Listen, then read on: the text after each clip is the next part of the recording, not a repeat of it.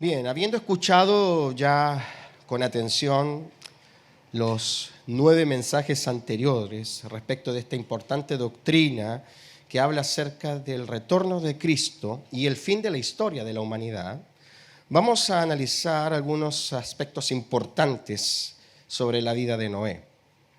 Porque yo estoy completamente seguro de que este hombre de Dios y todo lo que contiene su pequeña pero contundente historia no están allí en la Escritura, no están allí relatados entre el capítulo 5 y el capítulo 8 de Génesis, solamente para que nosotros sepamos cómo Dios reservó a la especie humana en los días del diluvio. Estoy seguro que esa no es la única razón del por qué la historia de Noé está allí. Yo sé, y por lo que podemos observar a la luz de lo que nos muestra el Espíritu Santo, que también su historia es un ejemplo de lo que le tocará vivir a la iglesia del Señor en los últimos días previos al gran juicio. Fíjate, una cosa interesante es ver que Noé y su familia participaron de lo que se conoce como la última generación antes del diluvio. Y es de destacar que hay una iglesia que le tocará vivir como última generación antes de lo que hemos enseñado ya, la gran tribulación. ¿Sí? La Biblia relata en Romanos capítulo 15, versículo 4, que muchas de las cosas que están escritas en el Antiguo Testamento se escribieron a fin de que por ellas nosotros pudiésemos entender cosas importantes respecto de la vida del Espíritu. Pablo dice, porque las cosas que se escribieron antes para nuestra enseñanza se escribieron, a fin de que por la paciencia, y fíjate, y la consolación de las Escrituras, tengamos esperanza. Y es en ese contexto que la historia de Noé se hace tan necesaria de estudiar como estrategia de Dios para nuestros días. ¿Cuántos de los que están acá quieren irse con el Señor? ¿Cuántos de verdad anhelan irse con el Señor cuando éste regrese por su iglesia? Bueno, entonces la vida de Noé es un gran ejemplo, porque cuando nosotros la estudiamos, pues vemos que allí no solo se nos relata como un mapa perfecto cómo serían aquellos días previos al juicio. Recuerda que Noé fue esa generación, ese hombre junto a su familia, fue una generación que experimentaron los días previos al juicio por agua. Juicio que Dios se comprometió nunca más llevar a cabo como sentencia para esta tierra, el agua. Pero sí está profetizado que en el final de los días Dios derrame también su juicio a causa del pecado de la humanidad, pero esta vez por fuego. ¿Ves? Y cuando tú miras la historia de Noé, no solo la historia de Noé te relata cómo eran aquellos días antes del juicio por agua, sino también la historia de Noé te muestra cuáles son las medidas y las acciones que la iglesia del Señor debe tomar para que se pueda ejecutar la misma salvación que experimentó Noé. Porque Noé fue sacado del juicio. Él también experimentó una especie de arrebatamiento antes que se manifestara el gran diluvio que destruyó a la humanidad. ¿Están acá? Bien. Entonces, miremos un poco este mapa. Veamos cómo los días de Noé son un mapa preciso para entender nuestros días. Miremos por favor lo que dice la Escritura en Génesis 3:8. ¿Y por qué te voy a llevar a Génesis 3:8? Yo creo que para los que conocen los primeros 6 capítulos de la Biblia, se deben estar preguntando por qué quiero llevarte a Génesis 3:8. Pues yo quiero mostrarte el mapa y quiero que tú vayas vinculando cómo es que la historia de Noé calza con nuestros días. De hecho, si tú recuerdas lo que Jesús advirtió respecto de los días previos a su venida, Él señaló abiertamente que los días previos a su venida serían como los días de Noé. Bien, y entonces quiero mostrarte cómo estos días calzan perfecto con los días de Noé. Y el primer dato importante que vamos a subrayar en nuestro corazón es que desde que Dios, escúchame bien, es desde que Dios sacrificó el cordero con el cual pudo cubrir la desnudez de Adán hasta los días del diluvio, pasaron aproximadamente 2000 años. Escúchame, desde que Dios sacrificó el animal en el huerto, acción que permitió que Adán y Eva cubrieran su desnudez, desde que Dios derramó la sangre del animal, que es tipología del sacrificio de Cristo, allá en el huerto, hasta que ocurrió el diluvio, hay aproximadamente entre 1500 y 2000 años de línea de tiempo. Veamos esto, por favor. Génesis 3:8. Dice, y oyeron la voz de Jehová que se paseaba en el huerto al aire del día, y el hombre y su mujer se escondieron de la presencia de Jehová entre los árboles del huerto. Mas Jehová Dios llamó al hombre y le dijo, ¿dónde estás tú? Y él respondió, oí tu voz en el huerto y tuve miedo porque estaba desnudo y me escondí. Y le dijo Dios, ¿quién te enseñó que estabas desnudo? ¿Has comido del árbol que yo te mandé que no comieses? Y él respondió, la mujer que me diste por compañera me dio del árbol y yo comí. Entonces Jehová Dios dijo a la mujer, ¿qué es lo que has hecho? Y la mujer dijo, la serpiente me engañó y comí. Y Jehová Dios dijo a la serpiente, por cuanto esto hiciste, maldita serás entre todas las bestias y entre todos los animales del campo, sobre tu pecho andarás y polvo comerás todos los días de tu vida. Y pondré enemistad entre ti y la mujer, entre tu simiente y la simiente suya. Esta te herirá en la cabeza y tú le herirás en el calcañar.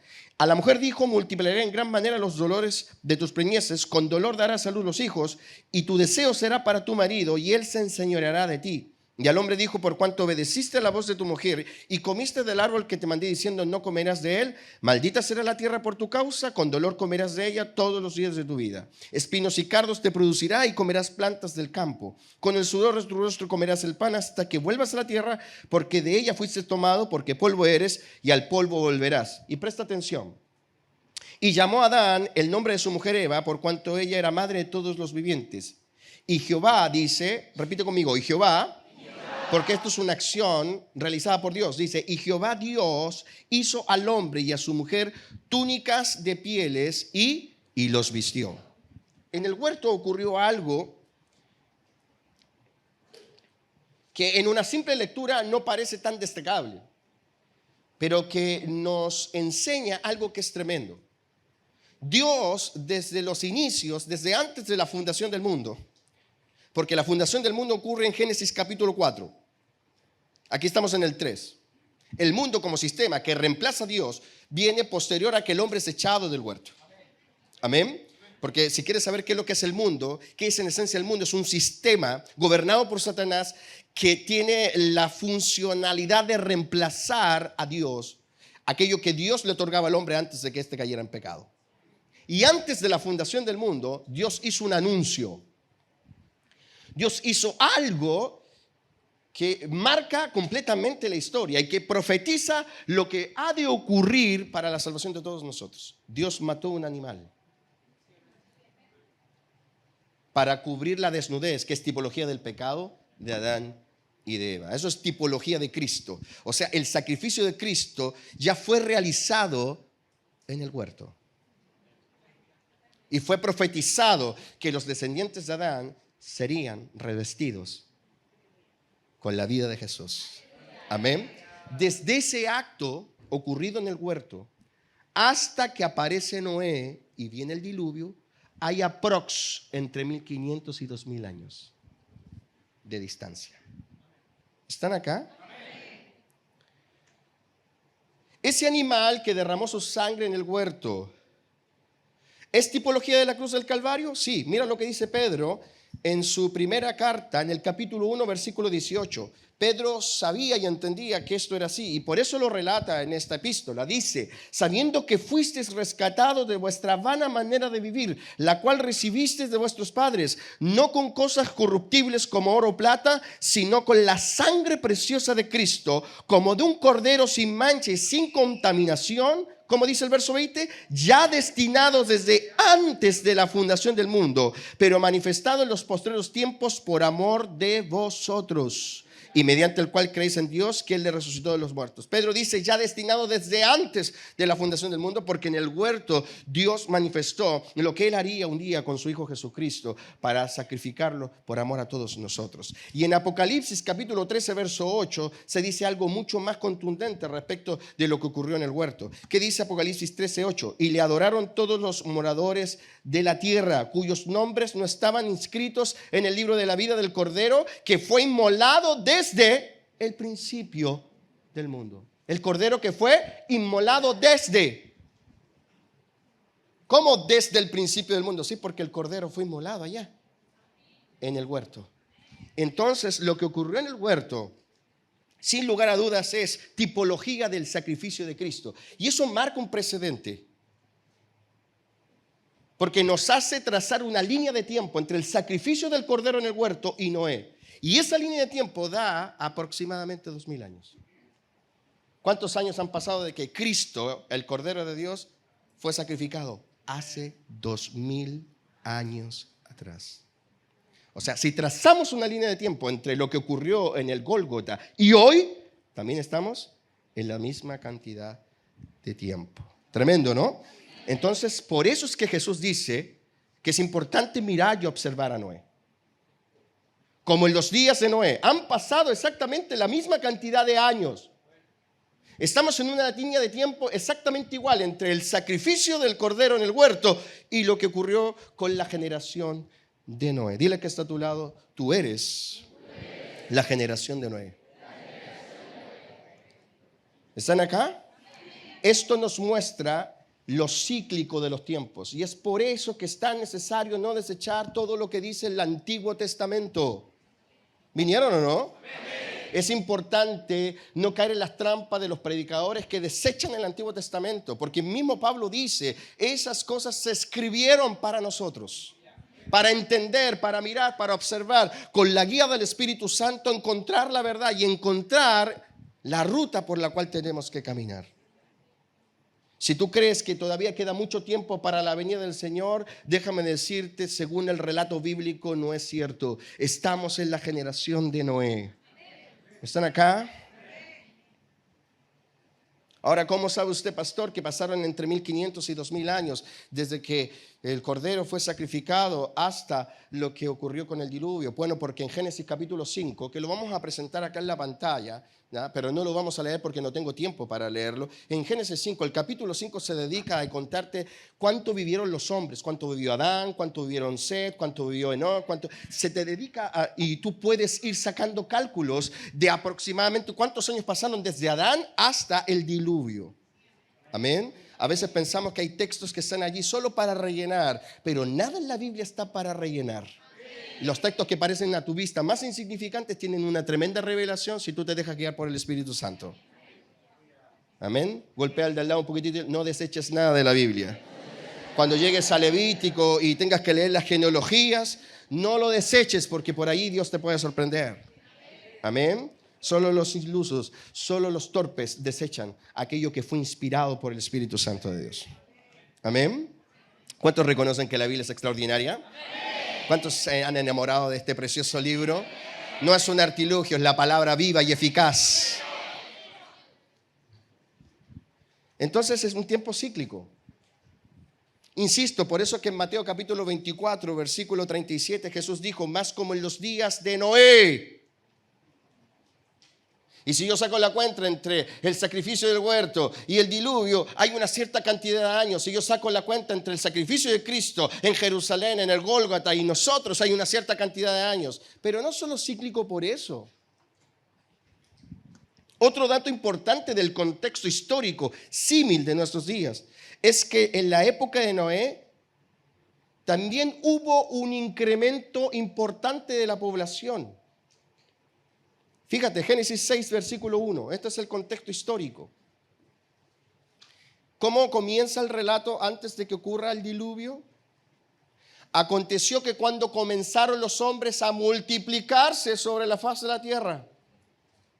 O sea, otro dato importante que nos lleva a mirar si estamos o no en los días de Noé es ver si se ha cumplido esto que ocurrió en aquellos días, que es el incremento de la población en la tierra. La Biblia lo enfatiza, así comienza el versículo 1 del capítulo 6. Aconteció cuando los hombres comenzaron a multiplicarse sobre la faz de la tierra. Este es el capítulo en donde Dios sentencia la raza humana.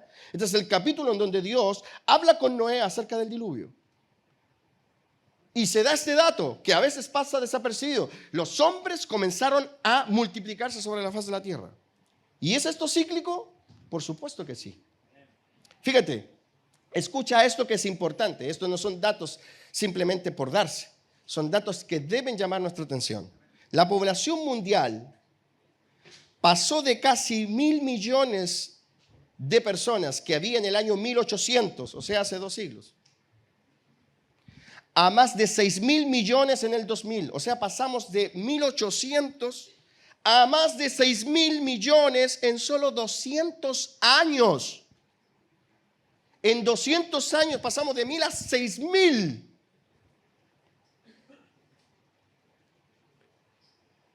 En el 2011, según los datos de la ONU, se alcanzaron los 7.000. O sea, en 11 años se multiplicó la raza humana en 1.000 millones. Según los últimos datos de la ONU, en el 2024 la población superó los 8.000 millones. Y se prevé que de aquí al 2050 lleguemos a los 10.000 millones. O sea, la multiplicación de la población mundial se ha incrementado de manera explosiva en solo 200 años. ¿Están acá? Lo que confirma que estamos en un tiempo similar. Porque Dios también puede decir de estos días, aconteció que los hombres se multiplicaron sobre la faz de la tierra. Entonces, no solo tenemos que del sacrificio hasta el diluvio hay una cierta cantidad de años, igual que del sacrificio de Cristo hacia nuestros días, no solo tenemos que también cumplimos con el hecho de que la población mundial se ha incrementado solo en 200 años de manera explosiva, sino que también lo que se está gestando tras bambalinas. Porque en los días de Noé ocurrieron cosas a espaldas de la población, similar a lo que ocurre hoy. ¿Qué fue lo que ocurrió en los días de Noé? Y que ocurría a espaldas de la población, pero que produjo la gran apostasía de la humanidad en aquellos días. ¿Y por qué digo la gran apostasía? Porque lo que ocurrió tras bambalinas y que se presentó a la humanidad fue lo que llevó a esa porción de la historia a la más grande rebelión nunca antes vista, lo que hizo que Dios dijera juicio. ¿Qué cosa ocurría tras bambalinas? La Biblia destaca en ese pasaje de Génesis 6 que ocurrieron actos enteramente satánicos entre los poderosos de la época y la esfera sobrenatural de maldad. ¿Y qué es lo que ocurrió? Pues la sociedad natural espiritual que trajo por consecuencia el levantamiento de un sistema gubernamental que suplantara definitivamente la existencia de Dios, lo que sería un prototipo del gobierno del anticristo. Quiero que lo leamos, Génesis capítulo 6, versículo 1. Yo hablé de esto así a pinceladas en el mensaje La Gran Tribulación, primera parte. Ahora lo vamos a ver. Bien, ¿están atentos?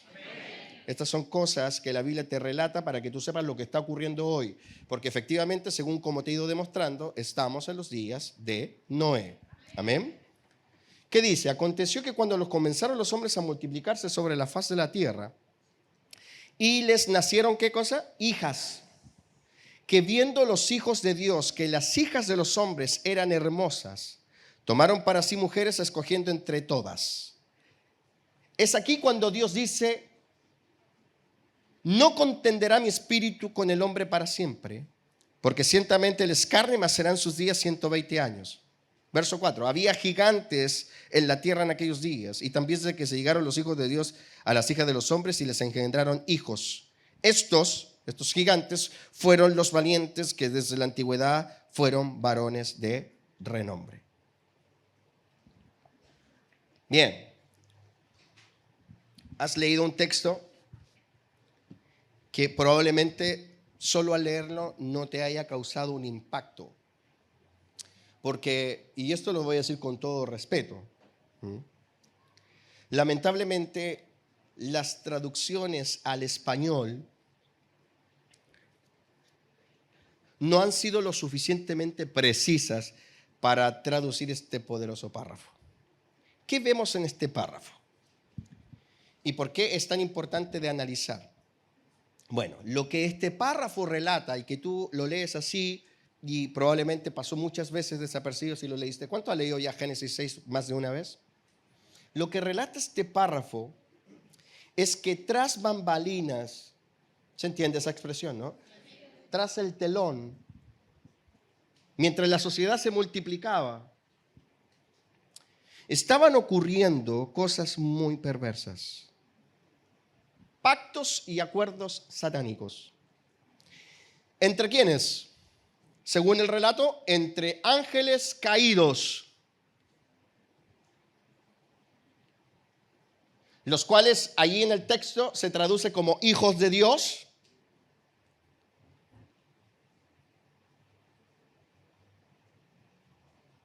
para tener relaciones sexuales con mujeres. Y es necesario enfatizar que son ángeles caídos, porque cuando la expresión hijo de Dios aparece en el Antiguo Testamento, esa expresión no es la misma expresión que encontramos en el Nuevo Testamento. Amén. Los antiguos le llamaban hijos de Dios a los seres angelicales. ¿Te recuerdas a Nabucodonosor? Nabucodonosor, mirando al cuarto hombre, al ser angelical, dijo, este es semejante a hijo de los dioses. Bien. En esa época no existían los hijos de Dios, porque para llegar a ser hijo de Dios tienes que recibirle. A los que creyeron, a los que le recibieron y creen en su nombre, se les dio potestad de ser hechos hijos de Dios. Se refiere a los ángeles. Amén. Y esto es lo enteramente satánico, porque los ángeles, bajo las órdenes de Satanás, hicieron algo que es tremendamente perverso, que no tengo tiempo para explicarlo del todo, porque de eso no se trata el mensaje. Pero si tú quieres entender un poco de qué fue lo que ocurrió, puedes leer el libro de Judas. La epístola de Judas, que está al final del Nuevo Testamento, relata que estos seres dejaron el uso natural y fueron tras una fornicación contra naturaleza. ¿Y por qué es contra naturaleza? Porque un ser angelical con un ser humano. Es muy perverso lo que pasó allí. No tengo tiempo para explicarlo, lo veo a todos con cara así como, explíquelo, pastor, pero es muy perverso, porque uno de los datos interesantes que da la Biblia es que los ángeles no pueden reproducirse. Los ángeles no son sexuados. Entonces, ¿cómo es posible que se ayuntaran sexualmente? ¿Qué usaron? ¿Qué método usaron para embarazar a las mujeres? Lo cual trajo por consecuencia un ser nuevo, que ahí en el texto en español le llama gigantes. ¿Vas entendiendo por qué Dios mandó el diluvio? ¿Vas entendiendo por qué Dios dijo ya no contenderé más con el hombre? ¿Vas entendiendo por qué razón Dios fue tan severo? La gente no entiende el diluvio, porque la gente reduce el pecado a fumar un cigarro, a decir un garabato. Y por eso es que muchas veces la gente cree que Dios es desproporcionado. Pero lo que ocurrió en aquellos días, que es consecuencia de la rebelión de Adán y de Eva, Porque la rebelión va aumentando en el tiempo. Fíjate, yo lo he enseñado muchas veces. La rebelión aumenta.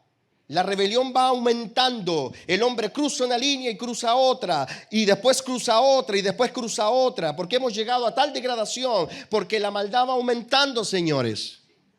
Va abriendo puertas. Dice Jesús, y por haberse multiplicado la maldad. Va aumentando.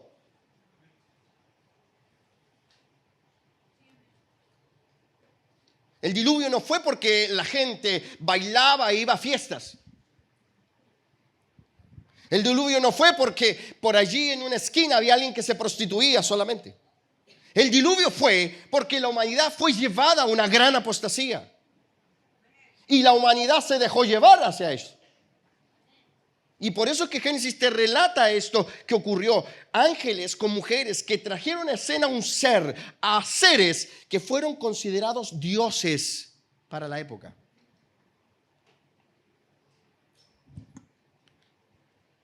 Cuando nosotros leemos en el español la expresión gigantes, varones de renombre, mira, ahí está. Dice, había gigantes en la tierra en aquellos días, después de que se llegaron los hijos de Dios a los hijos de los hombres, ¿cierto? Y dice, estos fueron varones de renombres, los valientes. Cuando tú lees gigantes, varones de renombre, nada indica lo que yo he señalado. Para nosotros gigantes es alguien que es muy grande. Para nosotros valiente es alguien con prestigio, ¿cierto? ¿Tú a qué le llamas valiente? ¿A un Superman? ¿A un hombre araña? ¿Sí? Valiente le dices al que se casa, ¿cierto? Hay que ser valiente, hermano.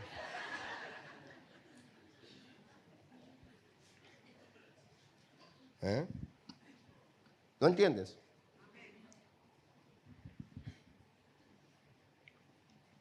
Si hasta las películas antiguas te muestran que casarse es de valientes. Ahí va el príncipe a rescatar a la princesa. ¿Y con quién se tiene que enfrentar? Con la suegra, el dragón, ¿viste?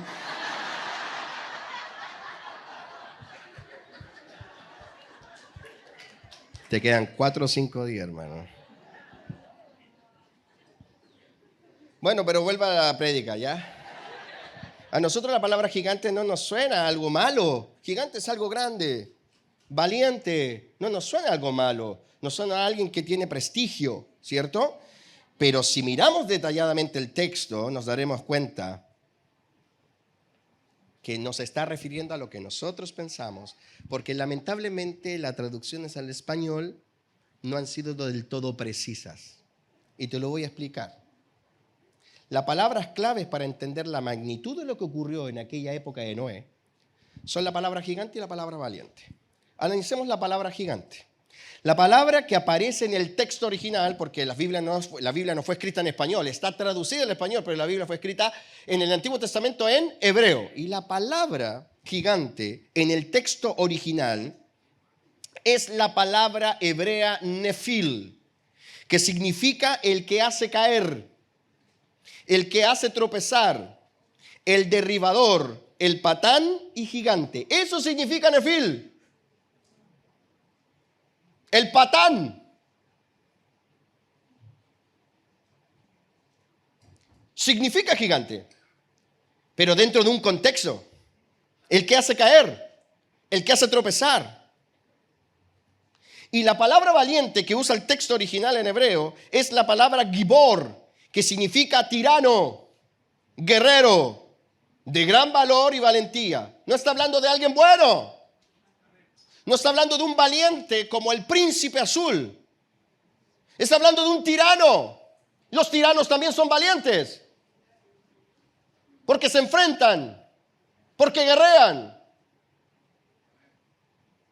O sea, lo que se levantó en aquella época de la cruz entre ángeles y mujeres, un acto enteramente satánico, que yo creo cómo tiene que haber sido la forma en cómo lo lograron. Pero no lo hablaré en esta prédica.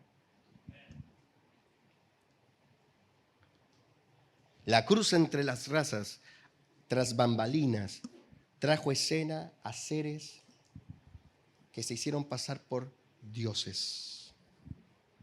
Seres con aspecto sobrenatural, pero también con aspecto humano. Yo te decía en la prédica de la Gran Tribulación, primera parte, que esa es una de las razones por qué todas las culturas antiguas adoran a seres mitológicos. Porque si existe una separación de tiempo y de espacio considerable entre culturas, fíjate la cultura maya, separada de culturas orientales, y ellos también adoran a seres mitológicos, que llevó a las culturas a adorar a seres mitad hombre, mitad animal y mitad angelical. Ahí están los descubridores y ven cómo en las culturas todas, la egipcia por ejemplo, cara humano, cuerpo de león, humano, rostro de perro, todas, aun cuando están separadas en tiempo y distancia, todas. Cuando los descubridores llegaron a este continente se encontraron con lo mismo. ¿Por qué? Porque efectivamente algo pasó allá en el pasado que llevó a la humanidad a separarse ya completamente de Dios. Y es un prototipo de lo que viene. Por eso la Biblia advierte del anticristo, del hombre de pecado, el inicuo, el que se hace pasar por Dios y se sienta en el trono de Dios. Porque lo que Satanás viene intentándolo desde allá.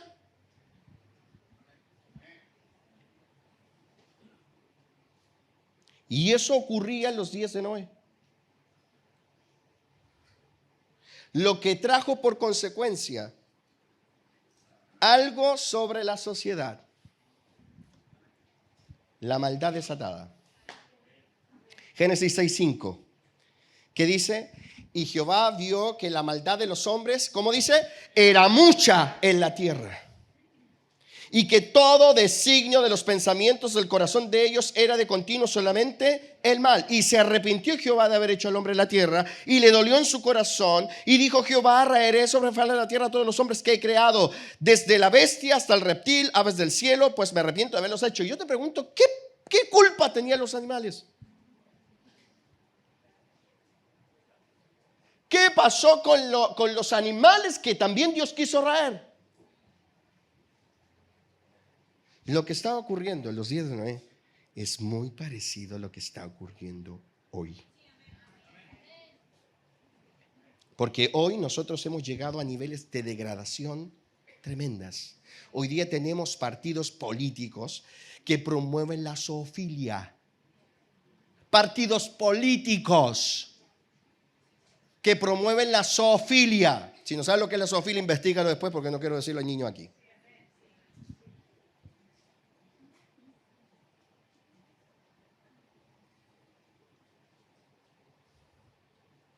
Que mujeres quieran ser hombres, que hombres quieran ser mujeres, que personas quieran ser animales.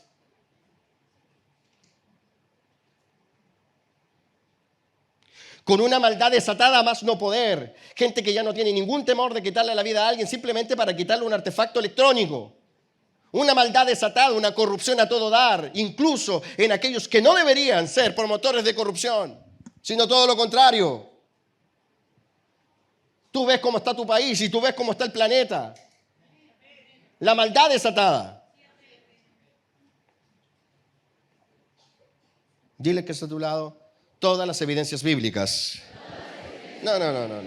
Mira, yo llegué acá, gracias a Dios, habiendo dejado atrás el cuadro que me tuvo complicado de salud. Y estoy haciendo todo mi esfuerzo, aunque sé que sueno gangosito. Se me nota, ¿no? Poquito, ¿no? Pero podemos sonar más gangosito, mira. Para que tú tengas... Dile que está a tu lado, predícale: tú estás en los días de Noé. Amén. Amén. Todas las evidencias bíblicas nos muestran. Hay una distancia entre la cruz del Calvario y nosotros, de la misma manera como el sacrificio del huerto y Noé.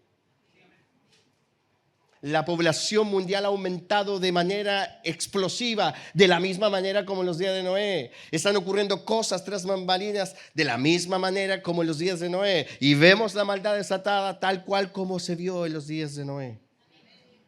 Jesús dijo, como en los días de Noé, será la venida del Hijo del Hombre. Estamos, no sé si a un día, 2 días, a meses o algunos años más, pero estamos en el momento crucial de la historia. Y lo glorioso es que estamos con los ojos abiertos para recibir al Señor en el aire. Dale gracias al Señor. Glorifica su nombre. Que Él te haya llamado en estos días. Que le haya sacado tu ceguera en estos días. Que le haya quebrado el yugo de tu esclavitud en estos días. Amén.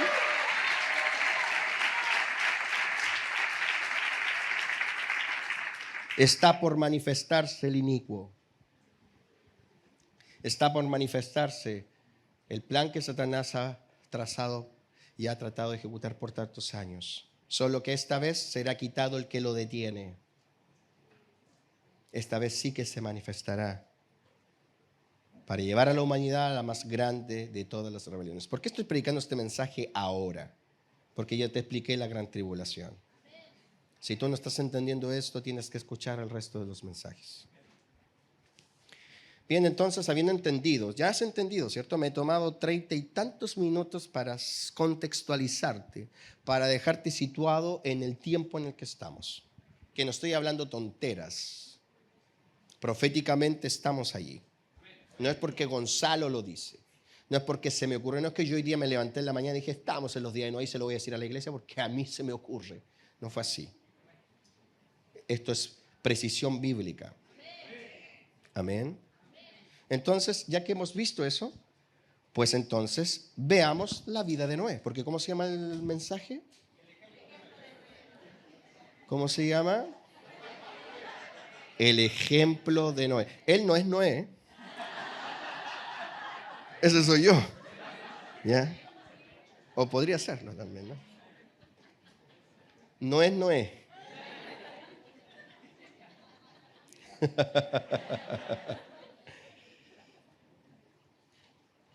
Hermanos, ¿qué Dios busca de la generación que vive en el mismo tiempo de Noé? Pero mira, antes de que entremos en materia de lo que Dios busca, quiero mostrarte algo que es importante de que lo guardes aquí en tu corazón. ¿Se me escucha bien o no? ¿O estoy hablando muy bajito?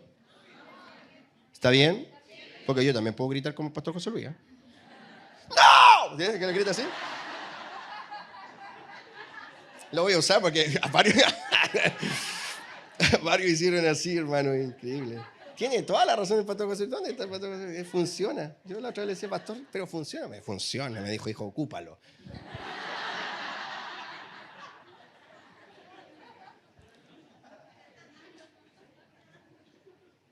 Debes saber que si tú estás siendo advertido y aclarado en los tiempos, ¿fuiste aclarado en los tiempos hoy? ¿Has tenido claridad del tiempo que estás viviendo? Bueno, si Dios te está despertando a esa realidad,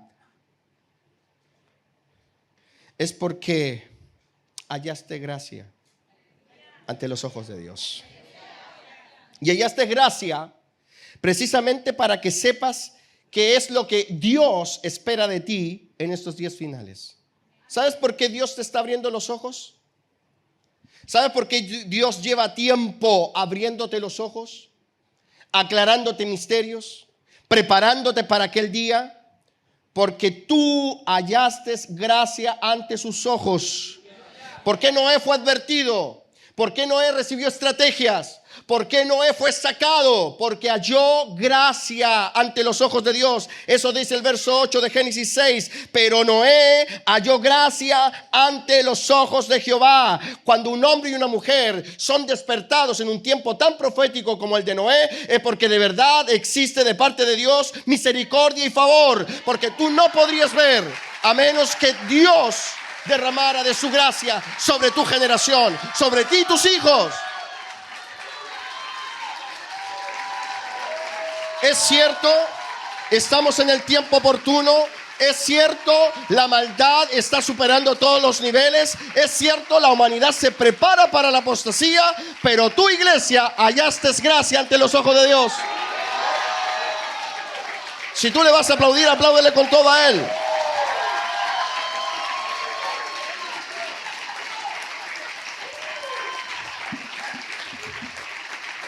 Toma asiento, hermano. Si tú estás viendo todo este mapa, si has visto todo lo que yo te he predicado durante los últimos 9 mensajes, hemos visto tremendas cosas. El misterio de la puerta, el reloj profético.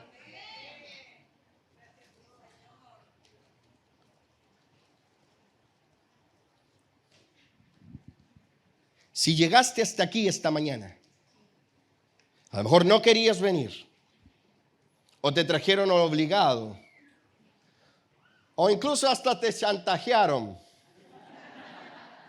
Yo te invito a almorzar, pero primero pasamos a la iglesia.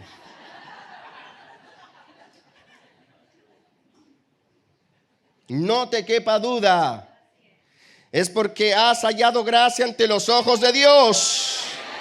Aleluya. Si Dios te tiene aquí con los ojos abiertos, los sentidos atentos a su voz, es porque hallaste gracia ante los ojos de Dios.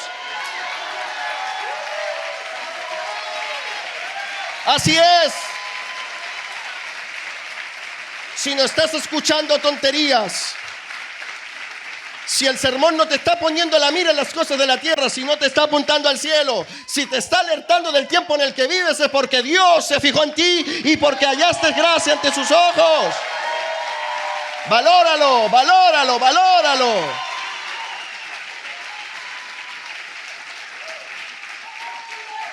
Ahora, ¿existe alguna razón del por qué Noé halló gracia? Déjame decirte que sí. ¿Existe alguna razón para lo que dice este texto? Pero Noé halló gracia ante los ojos de Jehová. Quiero aclarar esto. Me tomaré ese tiempo. Sí. Y la clave está en el versículo 9. Noé, varón justo, era perfecto en sus generaciones. Con Dios caminó Noé. Una de las claves del por qué Noé recibió la bendición de Dios en tiempos finales, o sea, una de las razones del por qué se le aclararon las cosas, por qué obtuvo la revelación precisa, él y su familia fueron los únicos salvados de un diluvio. ¿Y sabes por qué fueron salvados? Porque hubo revelación específica. Hubo estrategia para él.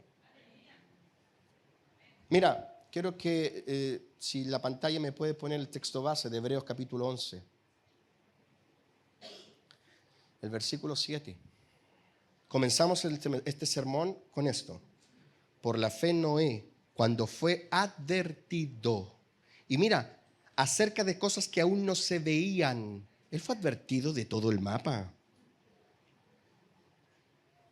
¿Estás entendiendo? Con temor preparó el arca. Él no preparó el arca porque un día se levantó y dijo, ¿sabes qué? Se me ocurrió que hay que hacer un barco en medio del patio. ¿Para qué? No sé, por si llueve. No, no fue así. La estrategia que él ejecutó es el resultado de que Dios derramó de su gracia. ¿Y por qué Dios derramó tal gracia de revelarle esas cosas a Noé? Bueno, porque Noé en tiempos de crisis era un hombre sujeto a Dios. La Biblia dice que con Dios caminó Noé, ¿cierto? Ahora vuelve al texto de Génesis 6, verso 9, sí, 9. Dice, Noé, así describe la Biblia a Noé, varón justo, perfecto en sus generaciones, con Dios caminó Noé. O sea, un hombre que caminaba con Dios. Fíjate, no sabemos en detalle la vida de Noé, porque la Biblia no detalla cómo era Noé antes de que recibiera la estrategia. No se detalla, no se dice qué era lo que hacía en detalle, pero sí se dice lo que hacía a modo general. Antes de recibir la estrategia, él era un hombre que se sujetaba a Dios. Porque dice que caminaba tras los pasos de Dios. ¿Lo vas entendiendo? Por lo tanto, la generación que ha seguido a Dios tras sus pasos, la generación que ha decidido no vivir su vida según su criterio, la generación que buscó ser discípula en tiempos finales, esa es la generación que es considerada por Dios perfecta en sus generaciones.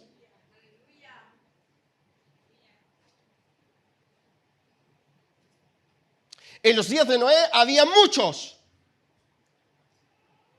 pero de él se dijo perfecto en sus generaciones. ¿Me vas escuchando? Porque había decidido seguir los pasos de Dios. O sea, en un momento donde todo el mundo estaba haciendo lo suyo, en un momento donde todo el mundo estaba incentivado a hacer lo que bien le parecía, Noé decidió ir en la ruta distinta.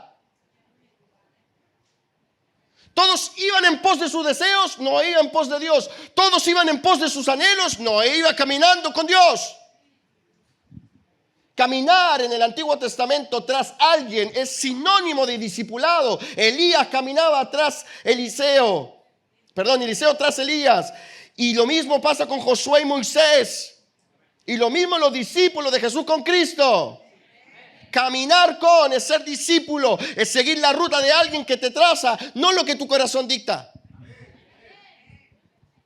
Y la generación que hoy ya estamos en un tiempo en donde todo el mundo te dice, haz lo que bien te parece. Tu novia te lo dice, tu esposo inconverso te lo dice, la tele te lo dice, la universidad te lo dice, los presidentes te lo dicen, los deportistas te lo dicen. El único que dice lo contrario es Cristo. Niégate a ti mismo, toma tu cruz y sígueme. Porque todo aquel que pierda su vida por causa de mí la salvará, dijo el Señor. Noé representa a una generación que en un tiempo en donde está todo a la mano para hacer lo que bien nos parece, decide seguir a Dios. Y esa generación es la que es considerada perfecta en sus generaciones. No es perfecta porque no se equivoca. Es perfecta porque decidió seguir a Dios. ¿Has decidido seguir a Dios en este tiempo crucial de la historia? Eres para Dios perfecto en tus generaciones. Aleluya, aleluya. Y por eso viene la palabra, y por eso viene el rema, y por eso viene la estrategia, y por eso viene la unción, y por eso viene la capacidad. Aleluya. Aleluya. Dios te está hablando al corazón. Eso eres tú para Él. Que vale la pena seguirlo. Que vale la pena negarse. Que vale la pena, vale la pena, vale la pena. A lo mejor no eres perfecto para tu familia, no eres perfecto para el mundo. Eres un tipo de una mujer que está desperdiciando su vida, pero para Dios eres perfecto en tus generaciones. Es la generación de lo que Pablo dice, los que habremos quedado, que serán arrebatados en un abrir y cerrar de ojos.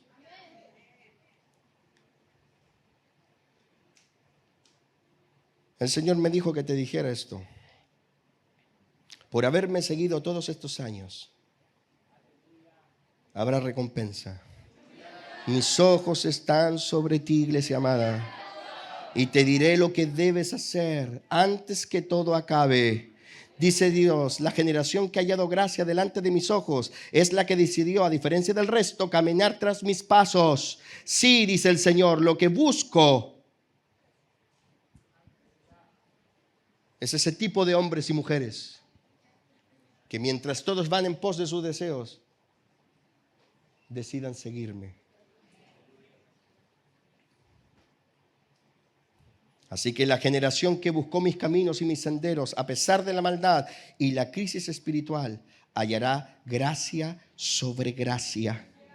Gracia sobre gracia, estrategia, capacidad, poder, fuerza sobrenatural. ¿Cuántas veces has estado a punto de tirar la toalla?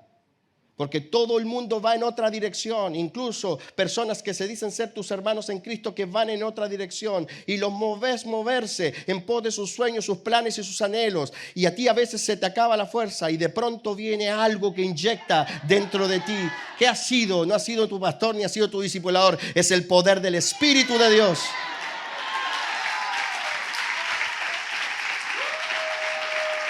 para continuar, para no decaer. Gracia sobre gracia, de la cual recibimos de parte de Jesús, de la cual recibimos de parte del Señor.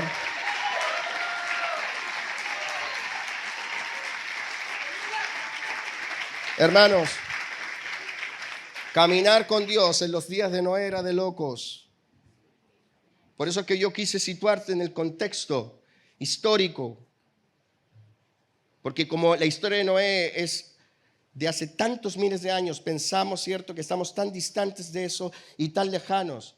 Pero también en ese tiempo había todo un mover para que la gente hiciera lo que bien le pareciese. Habían pasado casi 2000 años del sacrificio del cordero en el huerto.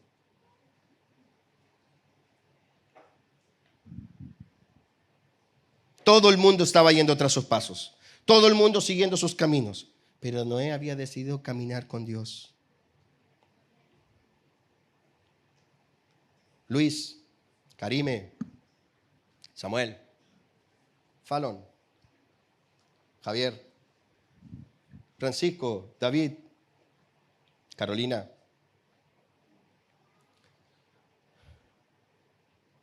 No ha sido en vano.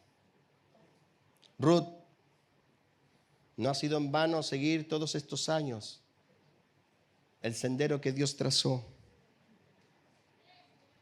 Joana, no ha sido en vano ni será en vano haber seguido a Dios mientras otros iban tras sus deseos, levantando a Cristo. Dice Dios, no ha sido en vano. Los que caminaron con Dios en tiempos finales hallaron gracia. ¿Me escuchaste? Está prometido, está subrayado allí en las Sagradas Escrituras. Noé halló gracia, gracia sobre gracia. Dale un aplauso al Señor por eso.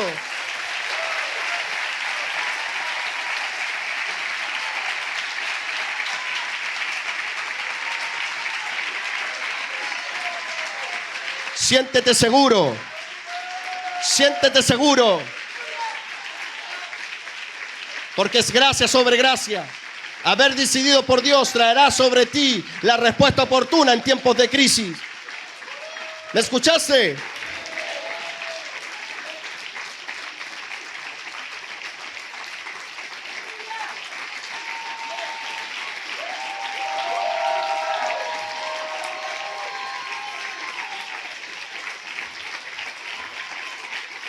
Toma asiento. Noé no experimentó la gracia de Dios cuando le fue advertido. Antes de ser advertido ya él había experimentado la gracia. Nadie puede caminar con Dios si primero la gracia no se derrama. Así que la gracia sobre Noé efectivamente tiene que haber sido en su juventud. Cuando dice la Biblia y halló gracia para recibir la estrategia, está hablando de gracia sobre gracia. En Juan capítulo 1, verso 16, habla de Cristo y nosotros, porque de su plenitud tomamos todos, y gracia sobre gracia.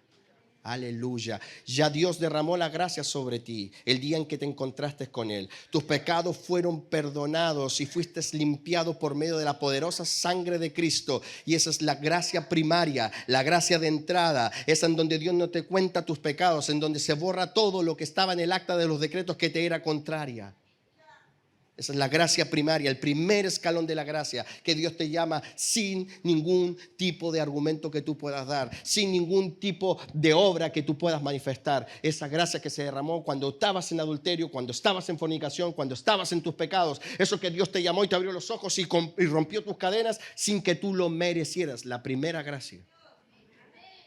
Pero la gracia que viene después, la de revelación, la estrategia, es cuando tú le demuestras a Dios que valora su gracia.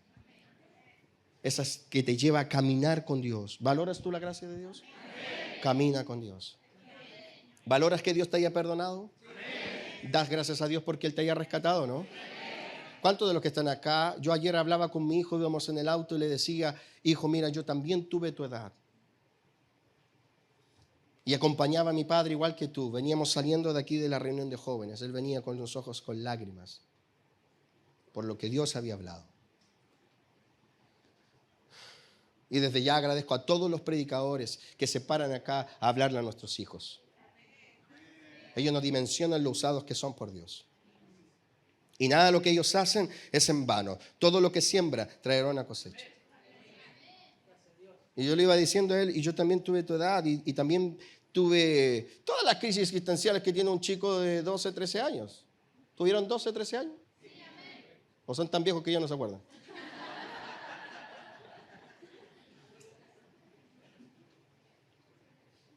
Pero cuando el Señor llegó a mi vida, no hay nada que yo pueda decir que sea más espectacular. Ha sido lo más importante. Gracias a que Dios llegó a mi vida, no solo hay salvación, le dije. Gracias a eso soy lo que soy. Gracias a eso está tu mamá, estás tú, está tu hermano. Todas las cosas buenas y extraordinarias han sido porque Dios me alcanzó. ¿Tú das gracias a Dios porque Dios te alcanzó? ¿Existe un antes de Cristo y un después de Cristo en tu vida? Bueno, alábale entonces y exáltale.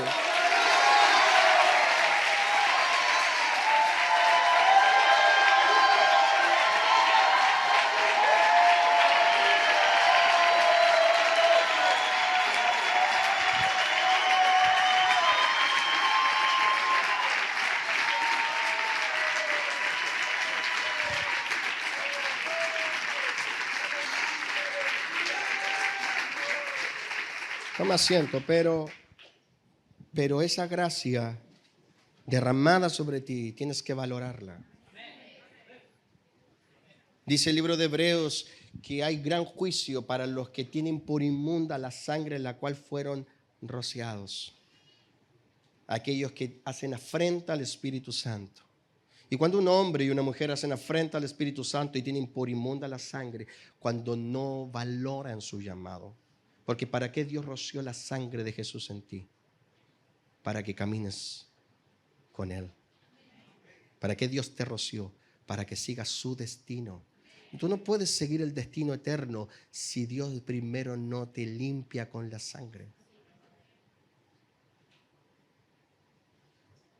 Nadie puede decir, yo hoy día decido caminar con Dios y decido avanzar y decido ir al cielo. No se puede, porque hasta que Dios no genera Él el llamado y Él te santifica con la sangre. ¿Para qué murió Cristo entonces si tú pudieses decidir? ¿Sabes por qué Cristo murió? Precisamente para mostrarte que es Dios el que decidió por ti. Y si hoy estás con los ojos abiertos, es precisamente para que tú dejes de correr esa carrera loca y vayas en pos del destino eterno. Entonces se valora la gracia derramada cuando decides ir en una dirección distinta al resto de los hombres. Si pudiéramos ver la vida en un plano, lo que Dios ve es a un montón de gente caminando en un sentido y a unos pocos caminando en otro. Tú eres esos pocos. Y cuando Dios ve que todos van para allá y tú los ves pasar, porque tú ves pasar a tus hijos que no se quieren convertir, ves pasar a tus profes, ves pasar a tus compañeros de curso, ves pasar a tus compañeros de trabajo, todos van para allá, todos van en el TikTok, en el Instagram, todos van en la fornicación, en el adulterio, todos van a favor de sus placeres terrenales, al éxito de los bienes materiales, todos van allá y tú los ves pasar y de pronto te sientes atraído. Y el Espíritu Santo dice, no, mira, avanza. ¿A cuánto le ha pasado? Eso es gracia de Dios sobre ti. Porque Dios no quiere que tú te pierdas. Dios no quiere que tú fracases.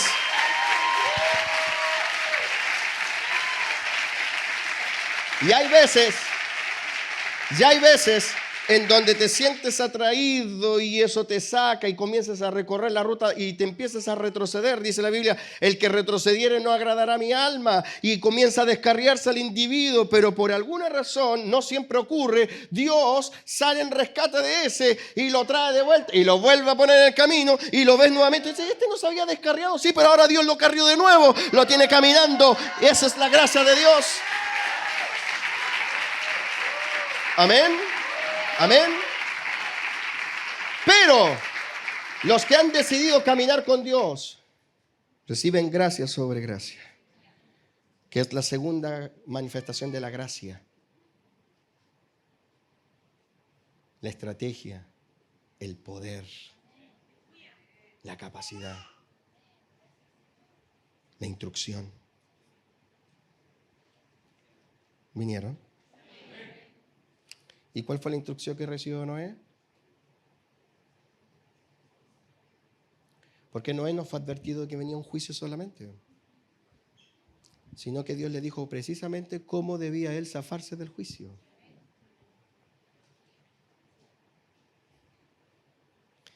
Noé tenía que obedecer para escapar del juicio.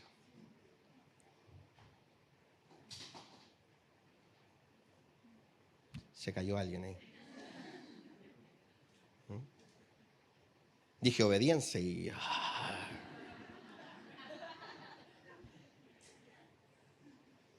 ¿Qué tenía que obedecer? Pues la instrucción de construir un arca. Era el énfasis de Dios, fue construye el arca. ¿Y qué tiene que ver eso con nosotros, dirás tú, no?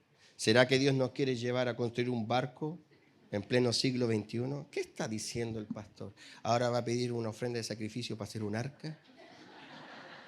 Yo los conozco, hermano, los conozco. Los huelo. Hay varios mal pensados acá en la sala. Señor los bendiga. Vamos a bendecirlos.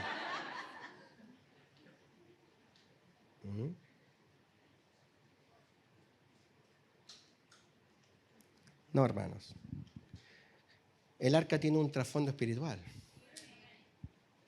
Amén. El arca, ¿qué era el arca? Si tú lo analizas, el arca era una cobertura inmensa que le iba a servir a él y a su familia para ser ocultados del juicio y ser absorbidos de ese juicio. ¿Qué representa el arca? Pues el arca representa la vida de Cristo que construimos a nuestro favor.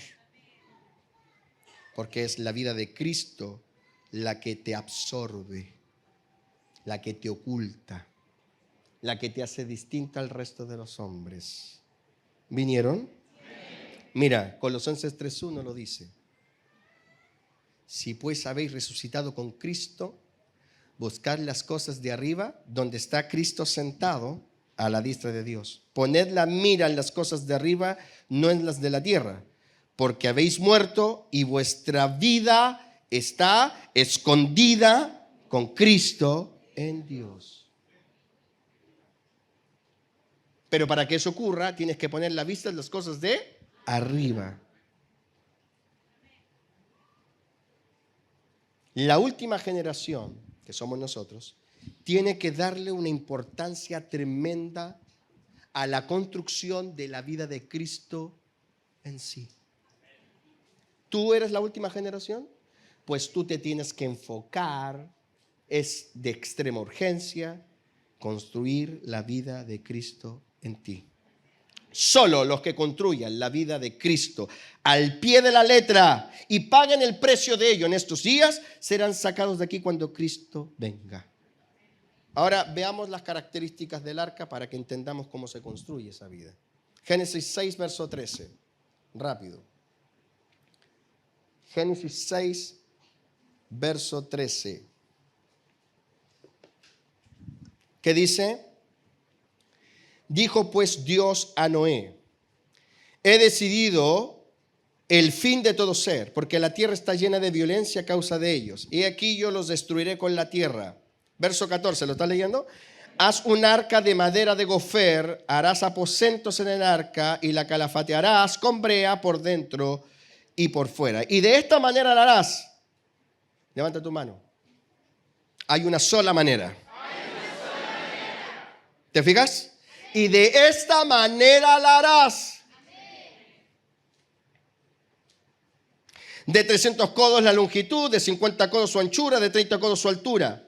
Ventanas, pisos, segundo, tercero, porque yo traigo un diluvio de agua sobre la tierra para destruir toda carne en que hay espíritu de vida debajo del cielo, y todo lo que hay en la tierra morirá. Mas estableceré mi pacto contigo. Entrarás en el arca tú, tus hijos, tu mujer y las mujeres de tus hijos contigo. Fíjate, lo que le aseguró a Noé ser sacado del juicio era la construcción del arca. ¿Me escuchaste?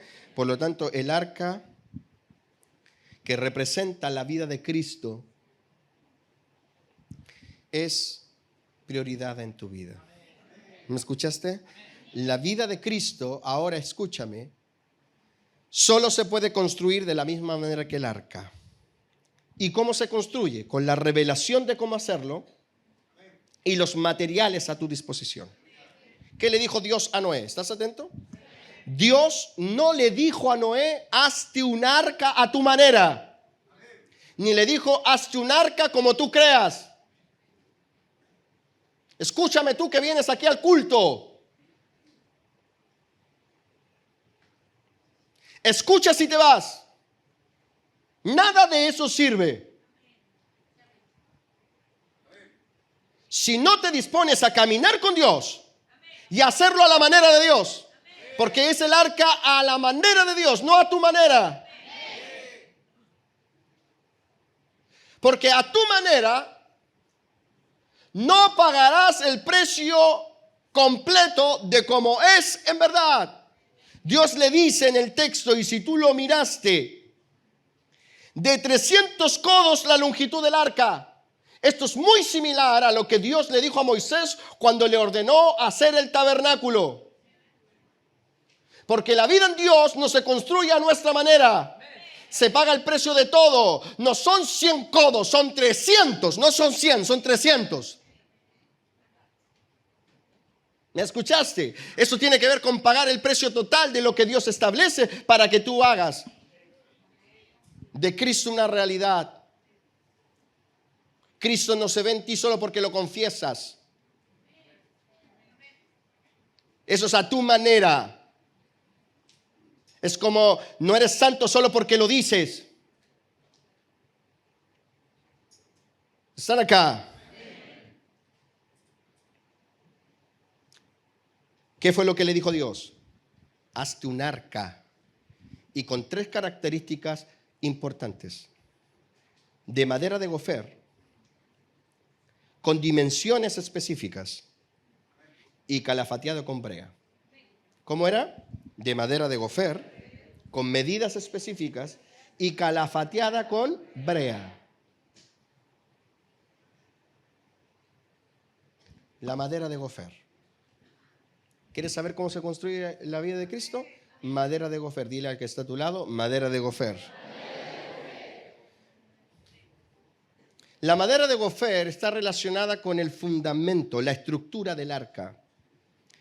Si te fijas, dice claramente madera de gofer. Ahí lo dice, hazte un arca de madera de gofer.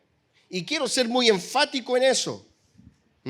Porque aquí no sirve cualquier madera.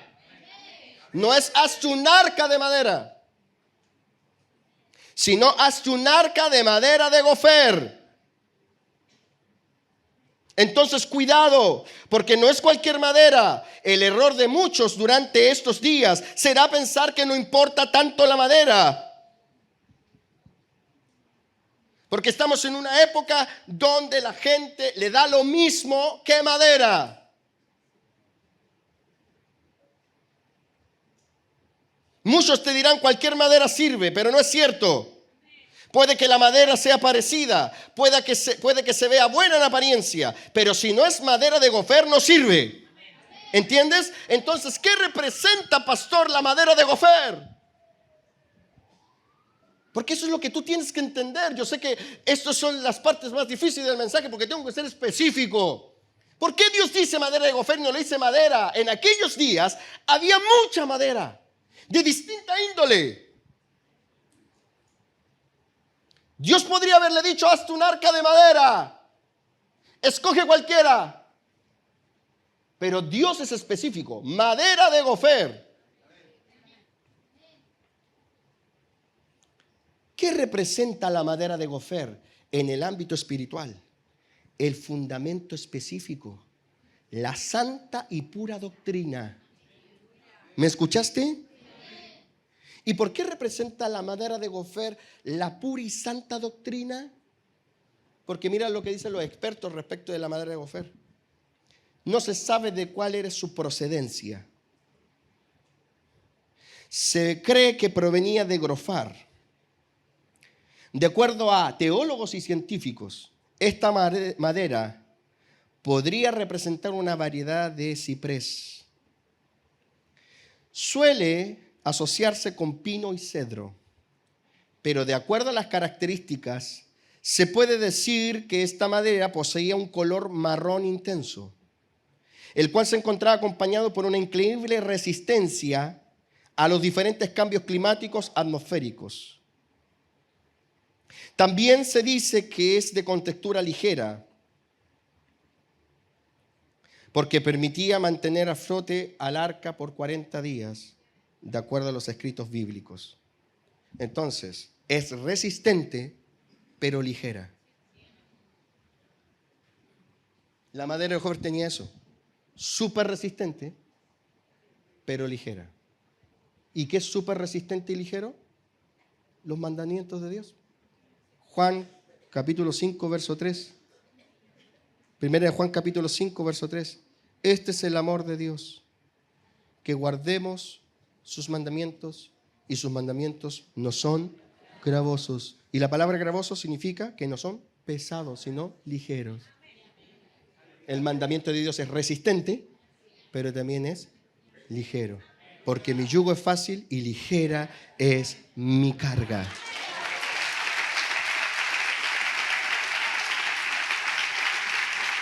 Hace un arca con madera de gofer.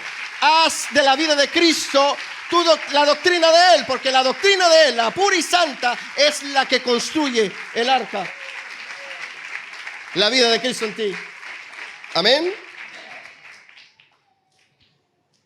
La madera de gofer representan sus puros mandamientos. Entonces, si tú quieres construir el arca espiritual que alcance incluso a tu familia, construye solo con madera de gofer. Toma tu Biblia y di, aquí está la madera de gofer. Vamos, dilo. Yo la tengo a mi disposición, No necesitas libros, no necesitas psicología, no necesitas autoayuda. Necesitas madera de gofer y aquí está. Aquí la tienes. El mandamiento de Cristo. Porque los mandamientos de Dios no son gravosos, no son pesados. Es por eso que ten mucho cuidado si te quieres cambiar de madera.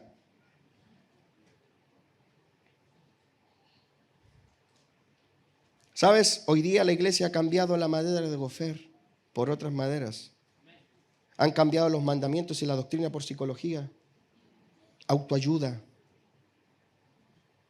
oratoria motivacional. Pero si tú quieres vivir la experiencia de Noé, ocúpate de tener madera de gofer. ¿La tienes? Agradecele al Señor porque la tienes.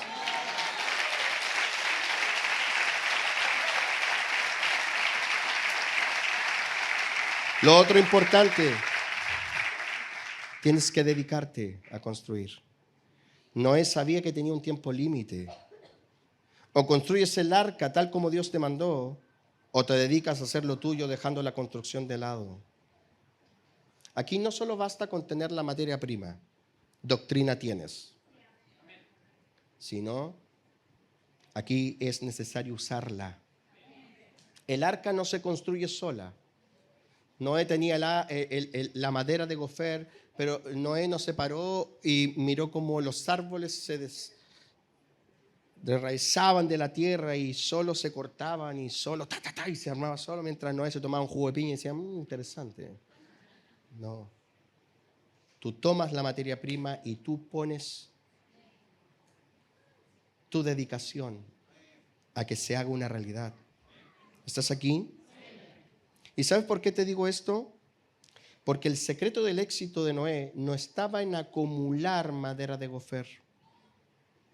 El secreto estaba en usarla. Y lo digo porque hay gente aquí que se acostumbró a almacenar la buena doctrina, pero no la está ocupando como materia prima. Así que haz este análisis rápido. Vengan los músicos. Rápido haz este análisis. Analiza las áreas de tu vida. Son varias. Tienes un área matrimonial, tienes un área de padre o de hijo, tienes un área económica, etcétera. Estoy dando ejemplos. Si hay un área de tu vida donde tú sabes lo que Dios manda que hay que hacer, ¿cierto? Por ejemplo, el esposo tiene una orden de Dios de amar a la esposa. Ahí hay una orden de Dios que construye a Cristo en tu vida, porque Cristo amó hacia la iglesia. ¿Sí entiendes lo que digo? Si hay un área de tu vida donde sabes qué es lo que dice el mandamiento y durante la semana no se ve tal acción del mandamiento en ti, déjame decirte que te has convertido en un almacenador de gofer. ¿Me escuchaste? Si hay un área de tu vida donde tú sabes qué dice el mandamiento, pero durante la semana no se ve la acción del mandamiento en ti, porque eso es lo que Dios quiere ver, la acción del mandamiento, porque la acción del mandamiento hace que tú desaparezcas y se vea Cristo. Esa es la clave. Cuando tú pones por obra lo que Dios dice, ya no estás tú allí. Lo que Dios está viendo es a Cristo en ti, porque no es tu idea, es la idea de Él. ¿Cuándo tú te ves? Cuando son tus ideas. Cuando Dios te dice perdona y tú no perdonas. Cuando Dios te dice adoras y tú te quejas. Cuando tú muestras tus acciones, ahí estás ahí. Pero cuando tú haces lo que Dios dice, tú ya no estás ahí. Ahí estás escondido en Cristo, porque lo que Dios ve es a Cristo. Esa es la clave. Cuando aquí esta iglesia se llena la boca diciendo hay que ser como Cristo, sea como Cristo, pues. Que usted esté escondido en Cristo significa que cuando nosotros lo vemos a usted, lo único que vemos es que usted está escondido, porque no está haciendo lo que le dicta su corazón. Entonces, si hay un área de tu vida donde tú sabes lo que dice el mandamiento, pero en la semana no se ve la acción, te has convertido en un acumulador de gofer. Lo tienes acumulado en el patio. ¿Cuánto gofer tienes acumulado? ¿Cuánto? Podrías darle cátedra a otros de qué hacer sin tú hacerlo. ¿Cuánto gofer tienes acumulado? Porque yo estoy hablando con una iglesia que no es ignorante de la doctrina.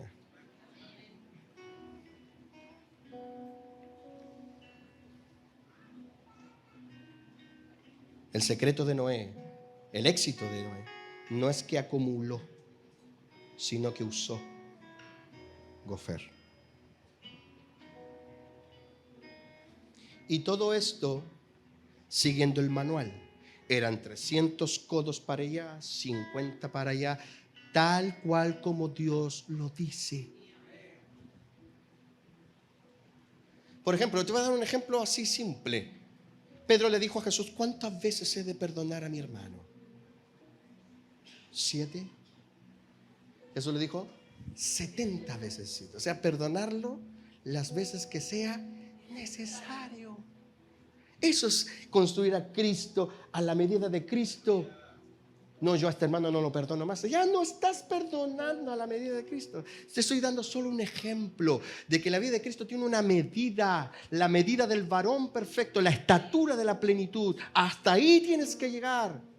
El que te dice ve con una milla, dijo Jesús, ve con él 2. Esa es la medida. Entonces, las 3 cosas. Madera de gofer, que es la santa doctrina, las medidas específicas, o sea, ya sabes la doctrina, ahora hazlo tal cual. Y todo esto, dice el texto, y estoy terminando, cubierto de brea. Y qué lindo es esto. ¿Qué es la brea? La brea, hermanos, porque Dios le dice, calafatéalo con brea. ¿Qué es la brea? ¿Sabes qué es la brea? El poder de la sangre de Cristo. Fíjate, según los expertos, la brea que usó Noé era una sustancia que era viscosa, probablemente de color rojo, bien oscuro, tirado para café. ¿Has visto ese color? Rojo oscuro, medio café, así como una especie de betún. Y este elemento protegía la madera, evitando que el agua entrara en el interior. Esto es una clara tipología de la sangre preciosa de Jesús. De hecho, la palabra hebrea, y esto es muy interesante, la palabra hebrea que usa el texto para la palabra brea, no se confunda, hebrea, no se confunda. La palabra hebrea para la palabra brea es la palabra coper, que significa betún, cubrir, pero también coper significa expiación. ¿Y por qué significa expiación coper? Porque coper viene de la palabra kafar, que significa anular, apaciguar, limpiar, cubrir, perdonar y reconciliar. Tremendo.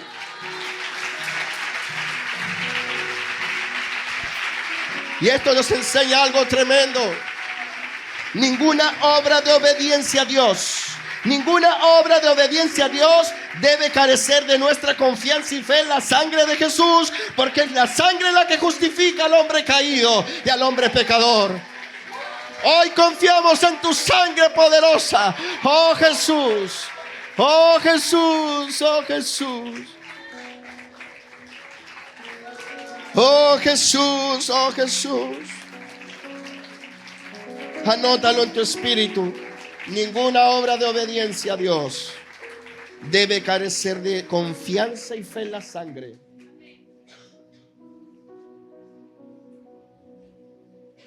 Está bien sentirse pésimo cuando fallamos, pero está mal quedarse pegado allí. Porque si confesamos nuestros pecados, Él es fiel y justo. Si tú te quedas pegado, tú estás declarando en la esfera sobrenatural que Él es infiel y que Él es injusto. Algo que Dios no es. Porque Él es fiel y justo para perdonar.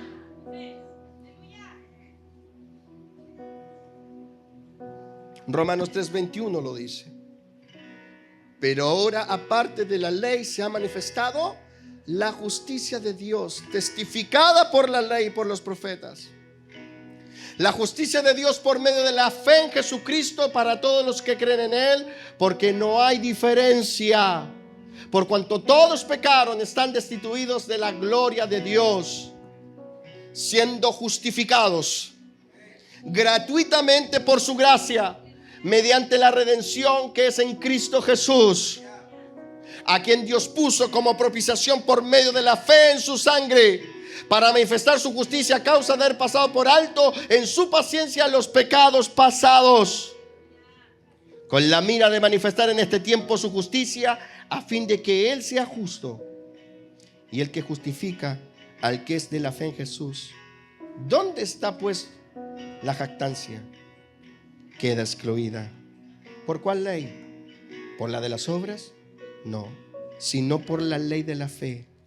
Concluimos pues que el hombre es justificado por fe, sin las obras de la ley. Tremendo. La sangre de Cristo es parte de la ecuación y tú no lo puedes olvidar. ¿Me escuchaste? ¿Estás entendiendo? Ninguna obra de obediencia puede carecer de tu fe, porque si tú pones tu fe en tu obediencia, estás menospreciando lo que te permite estar en pie, que es que Cristo con su sangre te justificó. Justificados por medio de la sangre de Jesús. Tú nunca serás perdonado por lo que haces. Eres perdonado por confiar en la sangre de Jesús. Por eso es importante la sangre. ¿Me escuchaste? Nunca vas a ser perdonado por lo que haces. Eres perdonado por la sangre de Jesús. Entonces, somos justificados de nuestros pecados por la sangre de Jesús. Somos aprobados en nuestra misión por causa de la obediencia a Dios. Entonces, la sangre de Cristo es esencial para la ecuación. Tienes que obedecer lo que Dios te manda hacer. Tienes que creer que la sangre te limpia, no solo de lo que hiciste, sino de lo que pudieras hacer en tus errores. Dile que está a tu lado: no te pegues más en tus errores. Romanos 5:8. ¿Qué dice Romanos 5:8? Mas Dios muestra su amor para con nosotros en que siendo aún pecadores, Cristo murió por nosotros. Mira lo que dice: pues mucho más estando ya justificados en su sangre, ¿cómo dice? Seremos salvos. Amén. El tiempo de la ira ha llegado, el tiempo del juicio ha llegado, pero mucho más estando ya justificados por su sangre, por él seremos salvos de la ira. Tremendo. Calafatéate, calafatéate, vamos con brea. Oh, oh, oh, oh, oh. Calafatéate con la brea, que es la sangre de Jesucristo. Vamos, hermano, haz un acto de fe allí. Bienaventurados los que lavan su ropa para tener derecho al árbol de la vida.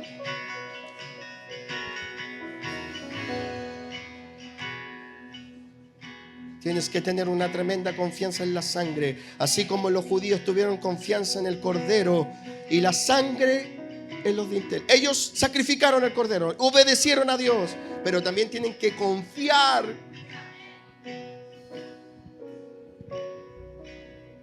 No puedes estar en condenación construyendo a Cristo. No puedes quedarte pegado creyendo que por lo bueno que haces serás perdonado. Nadie es perdonado por lo bueno que hace. Somos aprobados en misión por lo que hacemos, pero somos justificados por medio de la sangre del Cordero. ¿Entiendes? Aprobados en la misión por obediencia, pero justificados por la preciosa sangre de Jesús. Es la sangre de Jesús la que te cubre, la que impide que el juicio entre. El agua no entró al arca. ¿Por qué? Porque estaba calafateada. Si hacemos todo esto, entonces mira el resultado. Génesis, y con eso termino, 7, verso 1. Dijo luego Jehová a Noé: entra tú y toda tu casa en el arca, porque a ti he visto justo delante de mí en esta generación. De todo animal limpio tomarás 7 parejas, machos o hembra, más los animales que no son limpios, una pareja y macho y hembra. Voy a saltarme algunos versículos solo para mostrarte la conclusión. Verso 5. E hizo Noé conforme a todo lo que le mandó Jehová. Ahí está la clave. Hacer todo lo que Jehová te mandó. Dios también te manda que confíes en su sangre.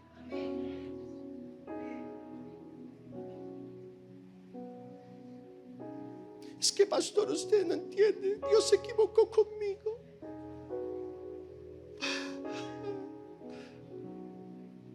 Confía en la sangre. Si confiesas tu pecado y te apartas, la sangre te cubre y te salva de la ira. No hay pecado que Dios no pueda perdonar, a excepción de la blasfemia contra el Espíritu. Verso 5. Hizo Noé conforme a todo lo que le mandó Jehová. Era Noé de 600 años cuando el diluvio de las aguas vino sobre la tierra. Y por causa de las aguas del diluvio entró Noé al arca, con él sus hijos, su mujer, las mujeres de sus hijos. Verso 10. Y sucedió que al 7º día las aguas del diluvio vinieron sobre la tierra. 11.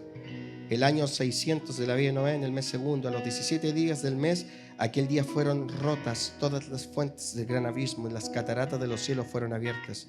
Y hubo lluvia sobre la tierra 40 días y 40 noches. En ese mismo día, o sea, va a empezar el juicio. Y Noé es sacado. Pero mira qué interesante. En ese mismo día entraron Noé, Sem, Cam, Jafet, hijos de Noé, y la mujer de Noé, y las 3 mujeres con sus hijos con él en el arca. Ellos y todos los animales silvestres según sus especies, y todos los animales domesticados según sus especies, y todo reptil que se arrastra sobre la tierra según su especie, y todo ave según su especie, y todo pájaro de toda especie. Vinieron pues con Noé en el arca de 2 en 2 de toda carne, en aquel que había espíritu de vida. Y los que vinieron, machos y hembras de toda carne, vinieron. como les había mandado Dios. Y Jehová dice, nuevamente aparece, y Jehová cerró, no la cierra el hombre, la cierra Dios. Pero mira lo que dice: y fue el diluvio 40 días sobre la tierra, las aguas crecieron y alzaron el arca y se elevó sobre la tierra. Tremendo. Ahí está el mapa. ¿Puedes ver el mapa? La gracia se derramó sobre ti esta mañana. ¿Has podido ver el mapa? ¿Eres de aquellos que vio el mapa? La gracia se derramó sobre ti. Si le vas a adorar, que sea con todo el corazón. ¡Aleluya! ¿Has podido ver el mapa? Entonces la gracia se derramó sobre ti, my friend. Eres considerado una generación para Dios. Vamos a adorar al Señor esta mañana. ¿Hay alguien aquí en la sala que le gustaría reconciliarse con el Señor? Este es tiempo de salvación, amigos. Estamos a un paso de que Cristo venga. Y el tiempo que nos resta es para construir a Cristo en nosotros. Corregir lo que veníamos haciendo mal. Corregir lo defectuoso. Hacer la medida que Dios establece, no lo que nosotros pensamos. Si eres alguien que necesita de Dios esta mañana, levanta tu mano. Ahí hay unas manos levantadas. Levanta tu mano, te vamos a ayudar. No te vamos a avergonzar. Si tú necesitas hoy día reconciliarte con el Señor, es día de salvación, hermanos. ¿Cuántos se alegran de eso? ¿Puedes cantar? Cantemos.